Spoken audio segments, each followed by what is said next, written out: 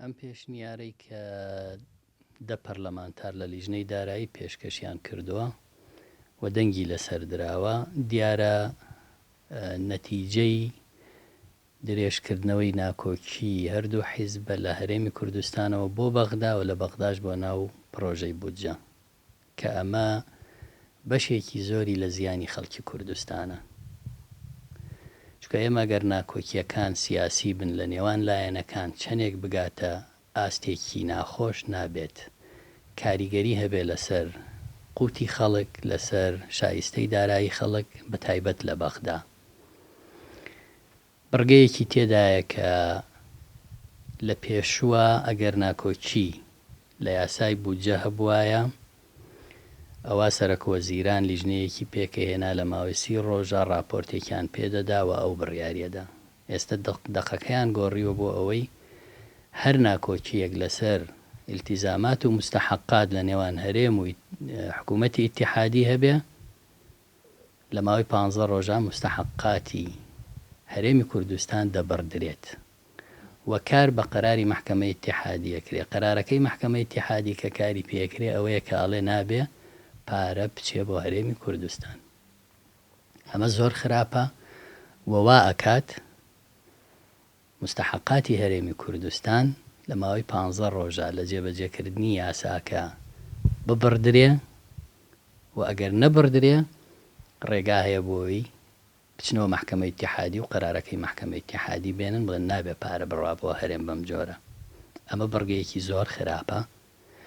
یەکێکی تر لە بڕگەکان کە ناکۆچی هەردوو لایەن داخڵی کردووە مەوزوعی چەند حەقلێکی نەوتە کە لە ناوچەی مووسڵایە ئەوە ڕەنگە یەکێکی تر بێت لە گرفتەکان.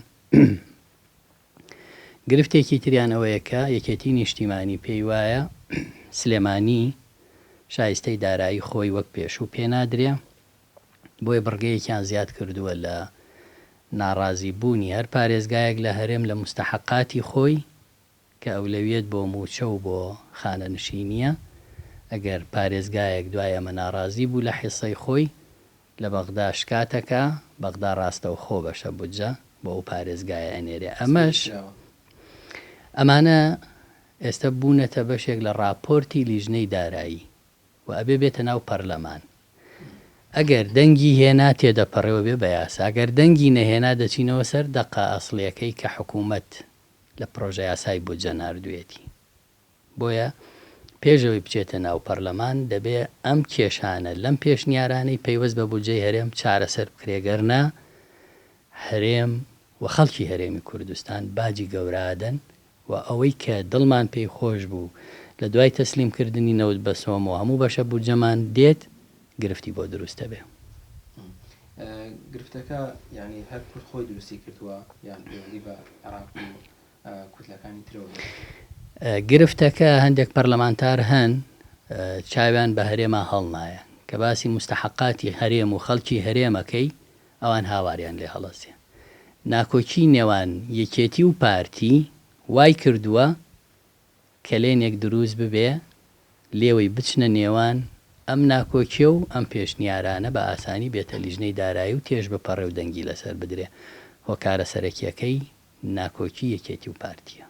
باشە ئەو حەقلانی باست کرد ینی پارتی ئێوە چۆن بە یەکێتی ئێوە چۆن بێت تایبەتیوانی مووسڵ؟ طبعاً سەرەتا وترا گوایە ئەمە نەوتی خۆرمەڵە و ئەوانە شەگرێتەوە. ئەمە ئەگەر وا بێ هەرێمی کوردستان 400,000 بەرمیل ناتوانێت تەسلیم بە سۆمە بکە چکە بە خۆرمەڵە و بە و کێڵگانەوە هەرێمی کوردستان 400,000 بەرمیلی هەیە. ئەگەر وا بێ نەوتی کەرکووک و نەوتی مووسڵ هەرێمی کوردستان نەتوانێت دەستی لێ بدا وەکو ئێستا هەندێک لەو نەوتانەی لەبەردەستایە و چەند ساڵە هەناردەی دەکا بەرهەمی دێنێ ئەوە یاسای بودجە بۆ خۆی جێبەجێ نابێت چونکە ئەو کاتە سۆمۆڵێ هەرێم 400,000 بەرمیلی نەداوە 250 داوە لە باشترین حاڵەتە کاتە بەشە بودجەشمان دەوەستێ. ئێستا هەوڵێک هەیە بۆ ئەوەی معالەجەیەوە بکرێت کە مەبەستیان لەو دەقا مەبەستیان خۆرمەڵە و شێخان نییە. مەبەستیان هەندێک کێڵگەیە لە مەنتیقەی نەینەوە گوایە بە قاچاق دەبرێ و دەیانەوێ و قاچاقە قەتعکەن کێ مەبەستی ئەمەیە ینی کێ ئەو پرۆژەی ئەو پێشنیازە تازەی کە نێردراوەتە لیژدەی دارایی باس لەوەکە ئەبێ ئەو کێڵگانەی کە لە دەرەوەی دەسەڵاتی حکوومەتی عێراقە و هەرێم بەکاری هێناوە ئەبێ بگەڕێتەوە بۆ عێراق. باشە ینی پرۆژەکە ئەو پرۆژەی کە هەیە لە بڵێن وەزاری دارایی هێندە خراپە لە زیانی کوردایە بۆ بەشێک لە پەرلەمانتارانی کورد واژیان لەسەرمە کردووە داوای ئەویان کردوکە بەم جۆرە بێت ینی مستحقاتی هەرێم بەم شێوەی لێبێت. تەنها یەکێتی نیشتیمانی واژۆی لەسەر کردووە و ئەوان خۆیان تەبەنی ئەو پرۆژەیان کردو و پێشنیاریان کردووە و دیفاعیشی لەکەن، بەڵام ناکرێ ئێمە لە نێوان ناکۆکی دوو لایەنە بەرژەوەندی خەڵکی کوردستان نەپارێزین. ئێمە بەرژەوەندی خەڵکی کوردستانمان لا گرنگترە لەوەی کە بەرژەوەندی چ لایەنێک زاڵ دەبێ یا تحقیق دەبێ. بەس کاک سۆران کەواتە لە بەرژەوەندی خەڵکانیە بۆچی ئەوان واژیان لەسەر پرۆژەیەکی وا کردووە و ئەوان هەر لە ڕاگەاندراوەکانیشان باز دەبێ یەکەن کە ئەمەی کراوە لە بەرژەوەندی خەڵکایە و بۆ مەسەلەی گەڕانەوەی پاشەکەوتی موچێ و کۆمەڵێکشتی تریان باز کردووە ینی وان بە خەڵگەیاندووە کە ئەمە لە بەرژەوەندی خەڵکایەکە کراوە.